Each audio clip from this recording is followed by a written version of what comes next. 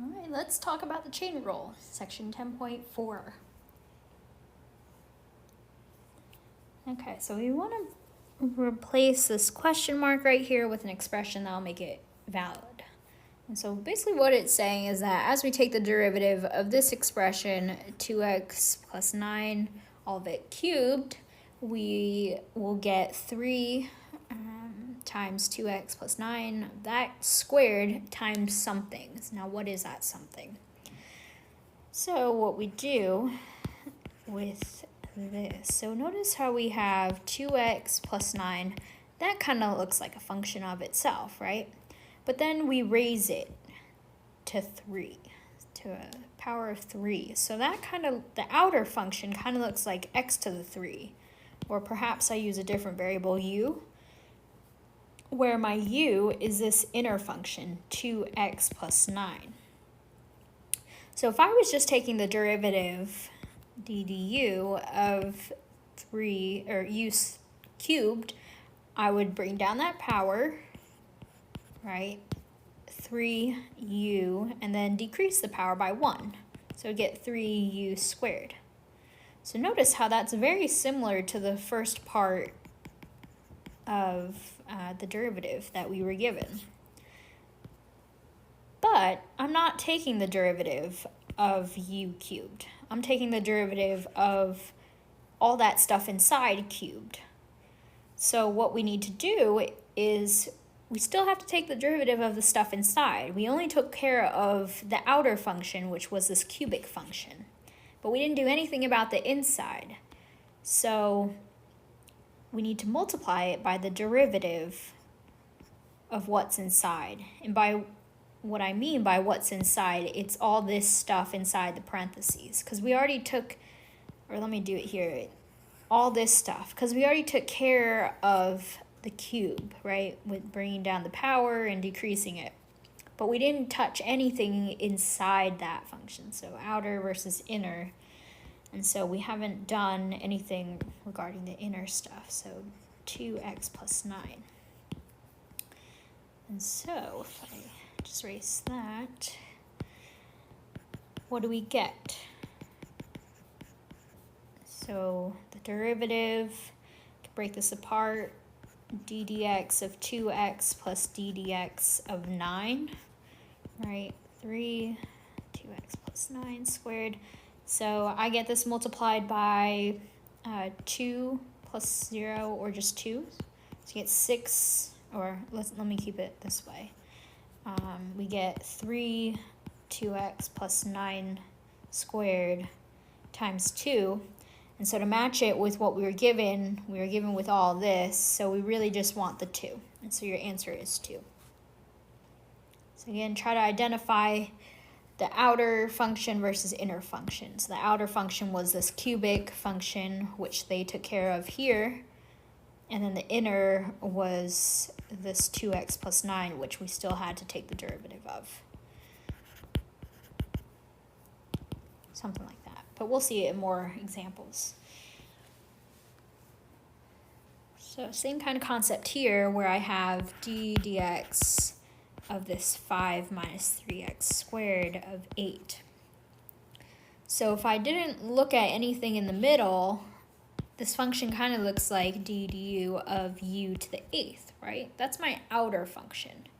And so if I took the derivative of that, I would get d du, bring that 8 down, because we'll use the power rule. 8u, and then decrease the power, which is 1. I'm getting ahead of myself. So we kind of see it here with the 8 here and the 7 in the power, right? Kind of matches this. But notice how we didn't do anything on the inside. We didn't even take into consideration that we're dealing with 5 minus 3x squared on the inside. So that's why we bring down the power, 8. We rewrite everything in the middle, just disregard it for now. Decrease the power by 1, and then you take care of what's in the middle. So everything in the middle is the 5 minus 3x squared. And that's the piece that they're looking for. They took care of the first part, right? And we need to do the last part. So let me rewrite this as I have it. And then let's take the derivative. So d dx of 5 minus d dx of 3x squared. We can pull this 3 out if you want, if it helps. 3x squared, 7. What's the derivative of a constant? That's just 0, right? And then 3 times the derivative of x squared. How do we do that? We are going to use the power rule, right? So minus 3 times, let's bring that 2 down, and then decrease the power by 1. And so that gives us 8 times 5 minus 3x squared to the 7th power times, I get minus 6x. Okay, and so they already filled in this part for you, and we just have to answer this as the missing expression. So our answer here is minus 6x.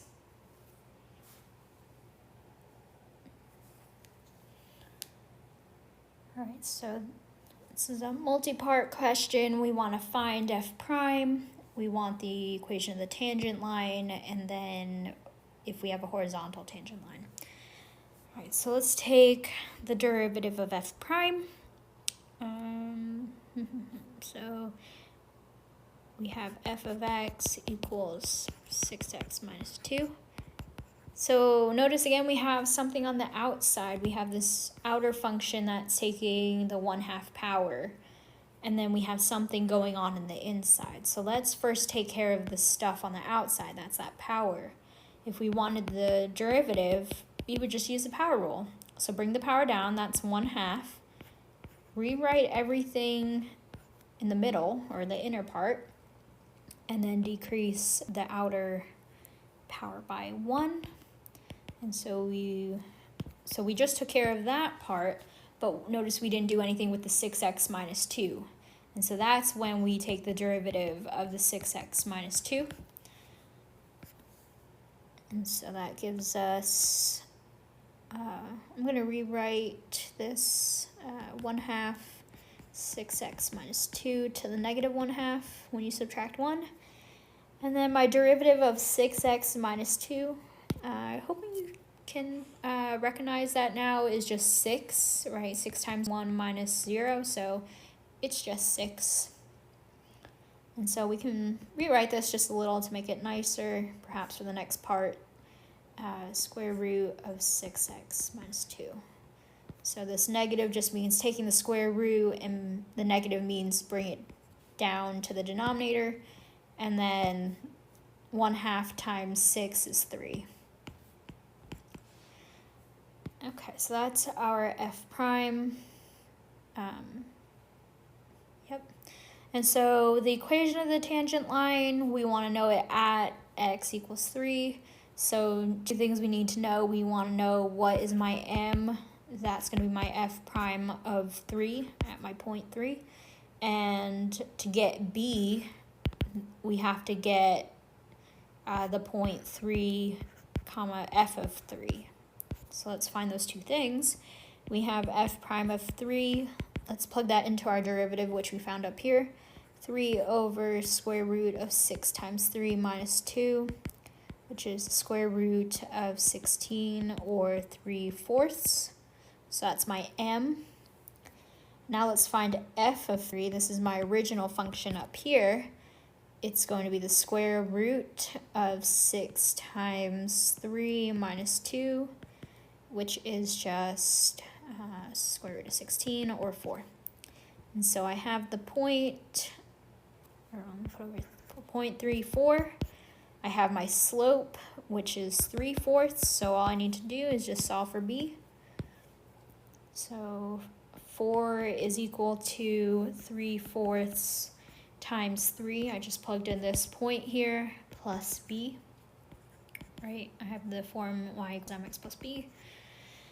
And so let's do a little solving. 4 equals 9/4 plus b, and so b is equal to 7/4. And then that makes my tangent line y equal my slope, which is 3/4, plus my intercept 7/4. So that's the answer to part B, I guess. And then for the last part, we want to know, is my tangent line ever horizontal? And a tangent line that's horizontal would look something like this. So we have a graph, maybe it looks like that, and then we have a tangent line that just touches the function right there, more or less. Touches it once, and it would have the slope of 0. M is equal to 0. So to do that, all we have to find is where my f prime of x is equal to 0, and that will reveal if we have a horizontal tangent line, where it would be. But we're not always guaranteed one. So let's solve. Where'd it go? My f prime. So 3 over 6x minus 2. So notice this is a rational function where I have a constant in the numerator and then a radical in the denominator. But this can never equal 0 because there is no x value that we could plug into our derivative that would give us a 0 out. So that's why our answer is B. All right, let's do one more. Okay, so we have an exponential. Yep, okay, so f prime of x. So it looks like on my original function, I have this e to the x where, let me call it 3e to the u. Right, it looks like my e is being raised to some power, and that power is very complex, but I promise you we can handle it. So 3e to the u, and my u is all that stuff in that power. So you can kind of think of my e to the u as the outer function and all this stuff as my inner function, where we would take the derivative of the outer and then multiply it by the derivative of the inner. So d dx, I pull that 3 out, of x squared minus 5x plus 3. Remember from the last section that d dx of e to the x is just e to the x. Or more broadly, u of e to the u is e to the u. So what we would do is we'd say it's equal to 3 times e, just rewrite that entire power, don't touch it.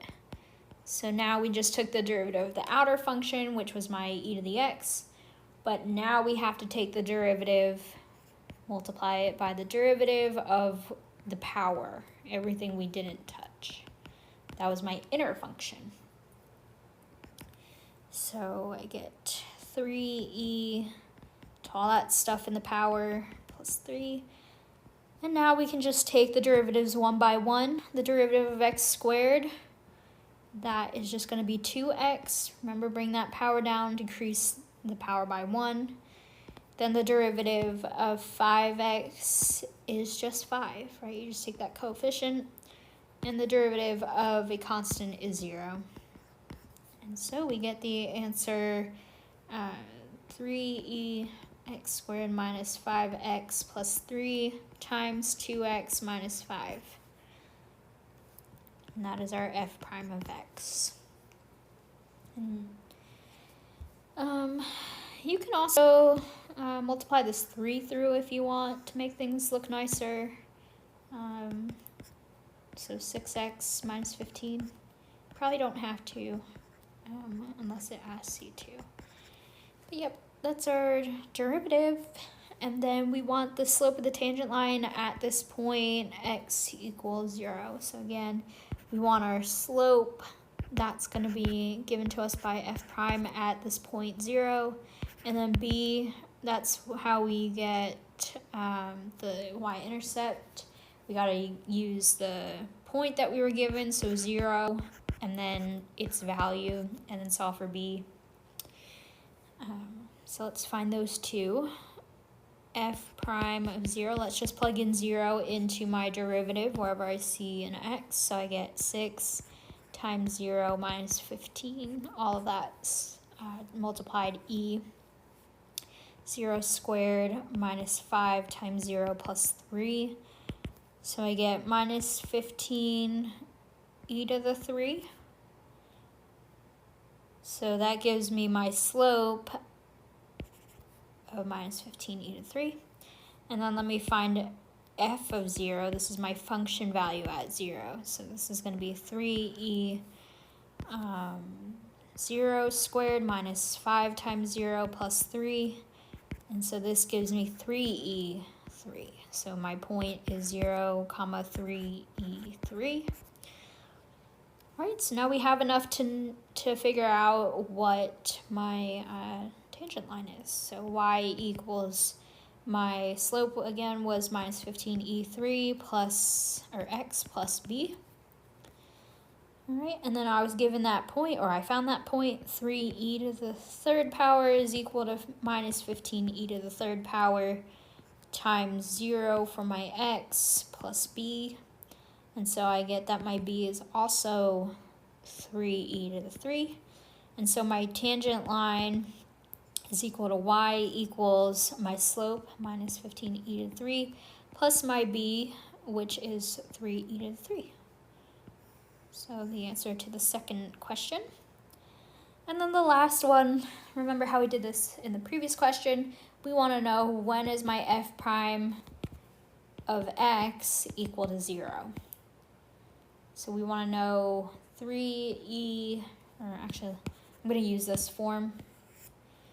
So 6x minus 15 times e x squared minus 5x plus 3. When is that equal to 0?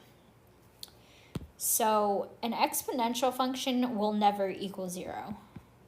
Okay, so this whole derivative will only equal 0 when this first term equals 0.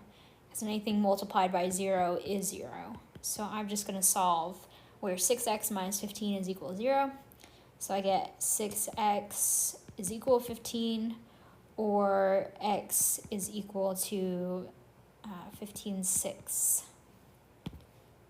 Okay, and that will be our answer for A, right? 15/6.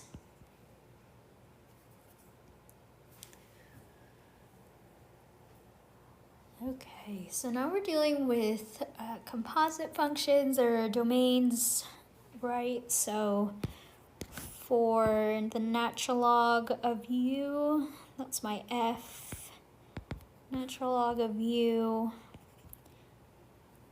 So if you don't know what the domain of natural log is, you can kind of look at a graph of it. Kind of looks like this, where all of my input or x values are going to be positive, right? And non-zero, non-negative. So my domain, so I can't put in 0 and I can't put in a negative number. Okay, for g, we have square root of 6x. So what do we know about square roots? Well, again, if you graphed it, you'd have something like this, where you'd only have positive or 0 x values. So you can write this as 6x, whatever's under the radical has to be greater than or equal to 0.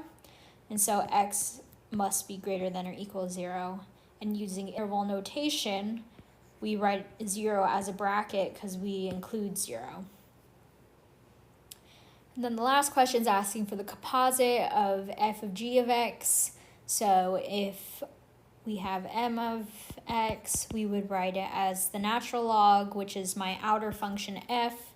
And then for my input of that would be my g of x. So square root of 6x. And then again, we have to ask ourselves, what can the domain of natural log be? The domain of natural log is 0 to infinity.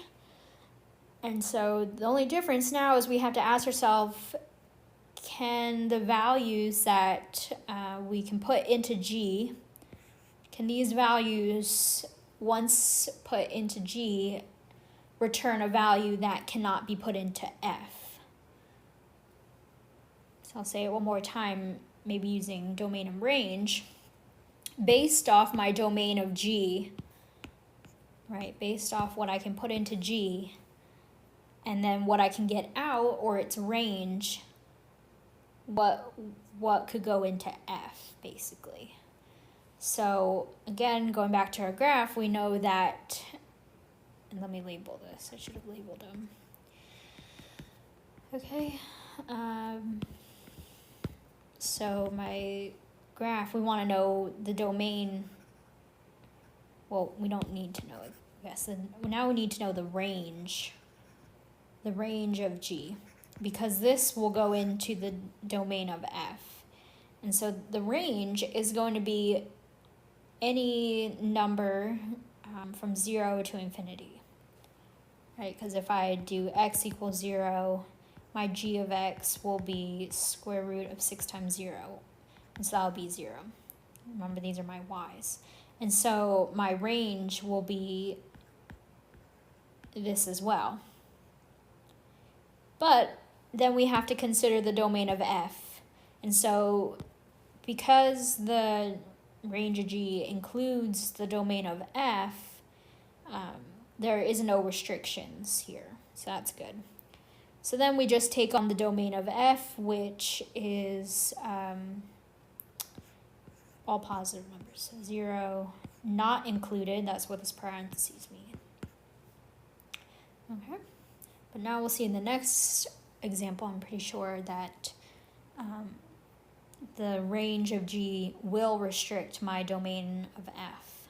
So let's take a look at that. We have natural log as our F of U.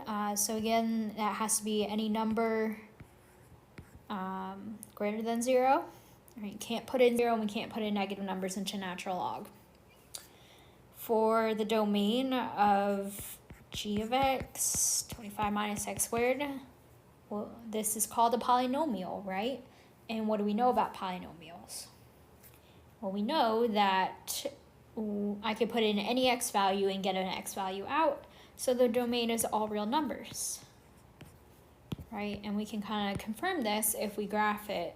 We get 25 up here, and then it would have this like parabola shape, upside down because of that negative sign. Anyway, so now the tricky part is, what is the domain of M?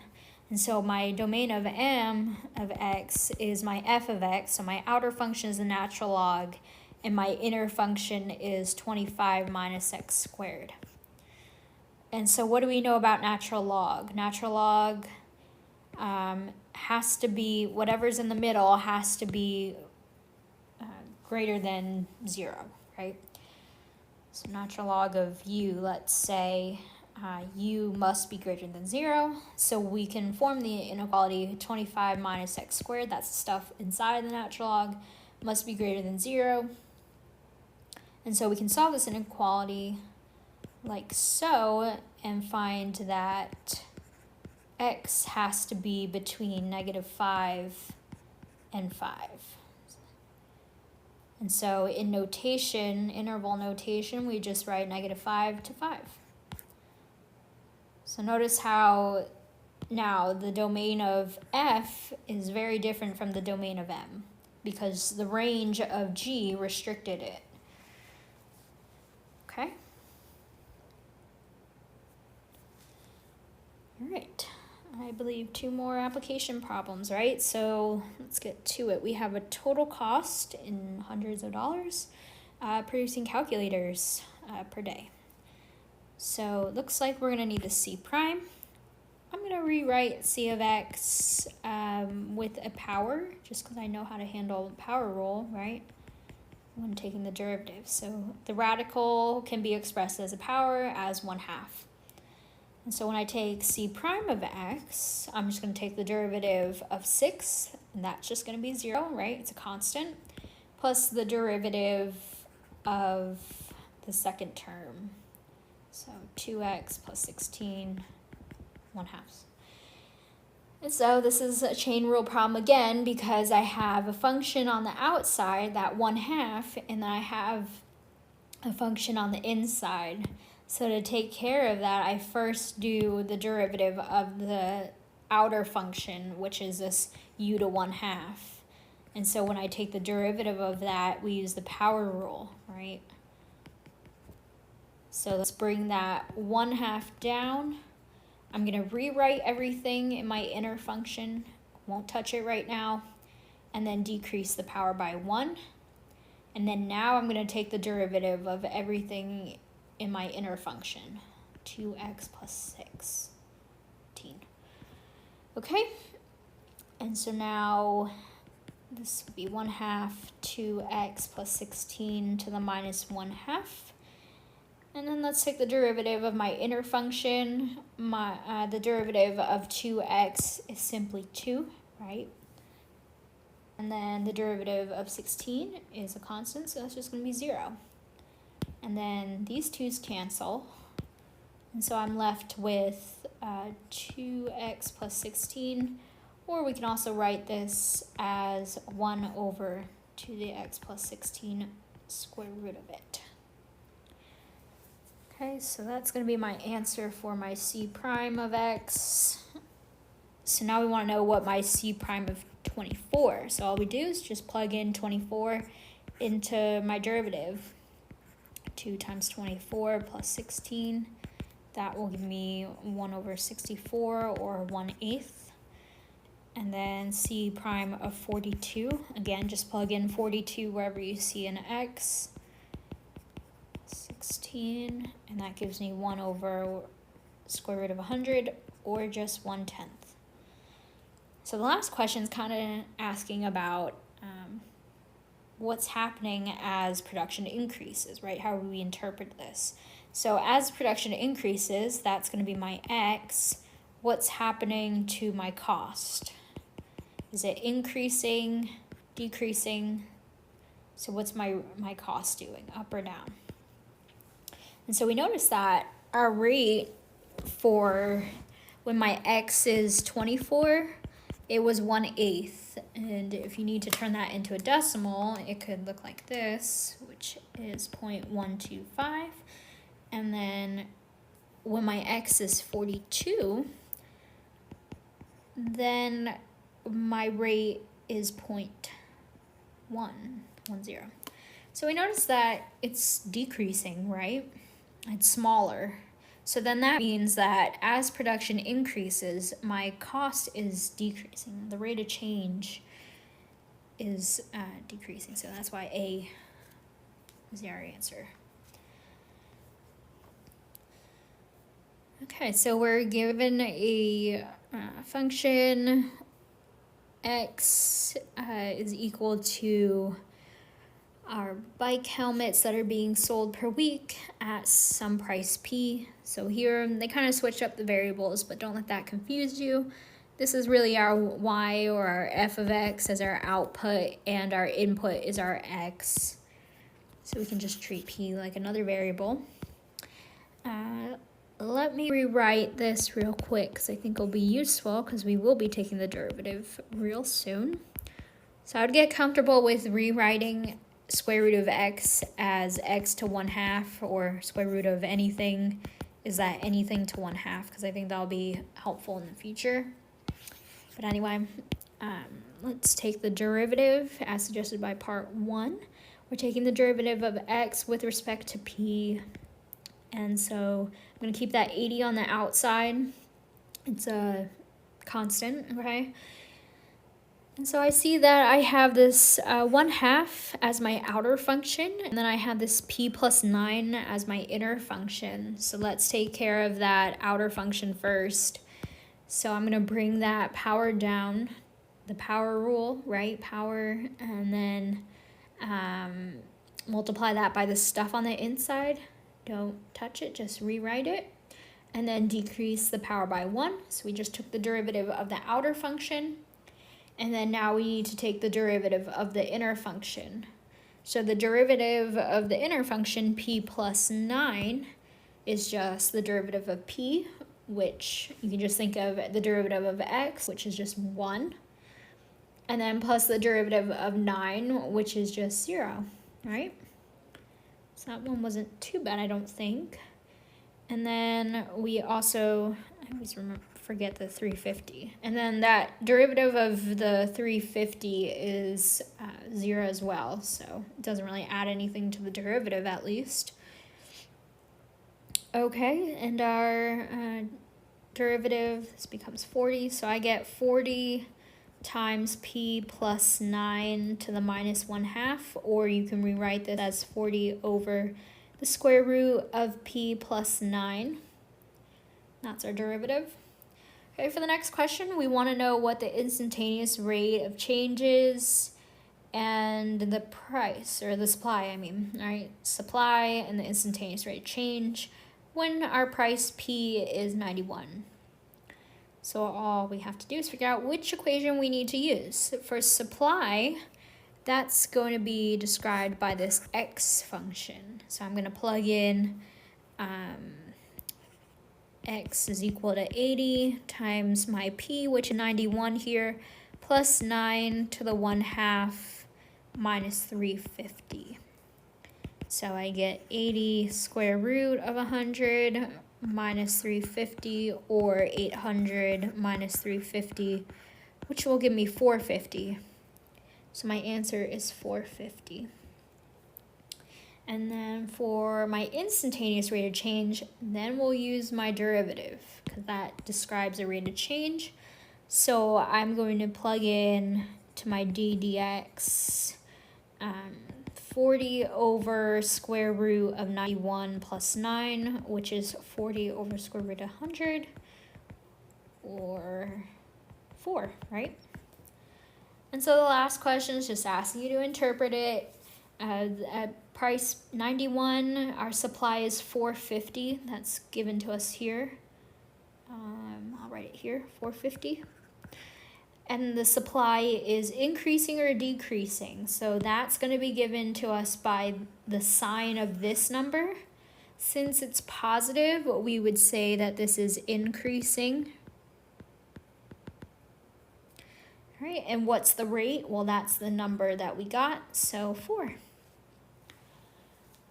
Okay, so that concludes chain rule. I know it can be a little confusing at first, so feel free to email me any questions and we can go over some more examples if you need to. All right, I'll see you at the next video.